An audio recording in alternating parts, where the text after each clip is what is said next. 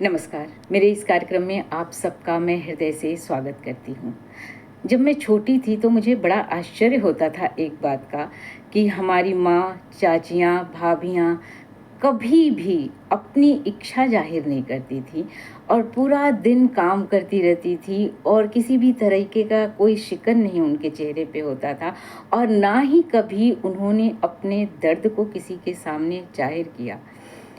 फिर धीरे धीरे समय बीतता है और आज हम भी वहीं आकर उसी मोड़ पे खड़े हैं, तो बहुत सारी चीज़ें अब समझ में आती हैं। और अचानक से आज कविता सिंह जी की एक कविता मेरे सामने आई और मैं फिर से उन्हीं स्मृतियों में खो गई। और आप भी सुनिए ये कविता और अपनी माँ को, चाची को, भाभी को ज़रूर याद कीजिए। पिपराइच, जमुना पार, ककरा, कोटमा, भोलाकापुर, न जाने कहाँ कहाँ से आती हैं ये भौजाइयाँ।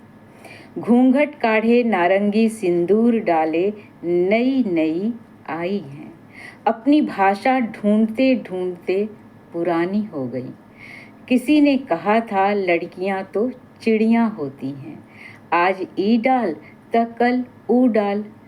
दूध भात की कटोरी से रोटी, नून, अनाज की बोरी में कब समा गई पता नहीं पाई। धीरे धीरे दर्जी, धोबी, बावर्ची सब कुछ हो गई। कोई पूछनहार नहीं था। कमर के दर्द और कोहनी के खींच का। रीढ़ सीधा करने के समय ही आ जाएंगी ककिया सास, मौसिया सास, हास परिहास और फिर धीरे धीरे वही फुसुर फुसुर कान पर रेंग जाएगा। फिर भी अकबका के मुस्कुरा देंगी। 22वीं सदी में भी नहीं जाएंगी पृथ्वी से औरत पना। ओह तुम्हारा अथाह धीरज, नतमस्तक करता हूँ भौजाइयों, तुम्हें नमस्कार है, नमस्कार है। कविता सिंह। कविता सिंह जी की कविता आपको कैसी लगी आप कमेंट करके ज़रूर बताइएगा। इस कविता में से 2 लाइनें जो मुझे बेहद पसंद आई और दिल को छू गई वह थी कि रीढ़ सीधा करने के समय ही आ जाएंगी ककिया सास, मौसिया सास, हास परिहास और फिर धीरे धीरे वही खुसुर फुसुर कान पर रेंग जाएगा। फिर भी अकबकाकर मुस्कुरा देंगी। ऐसा ही होता है।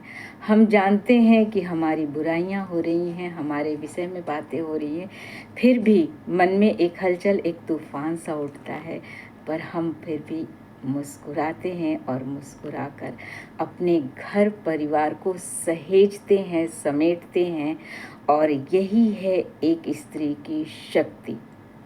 उस शक्ति को नमन है और कविता मैम की, कविता सिंह जी की इस कविता को भी नमन है जिन्होंने एक स्त्री के दर्द को इतना बखूबी हमारे समक्ष रखा। आपको यह कविता कैसी लगी ज़रूर बताइएगा। धन्यवाद।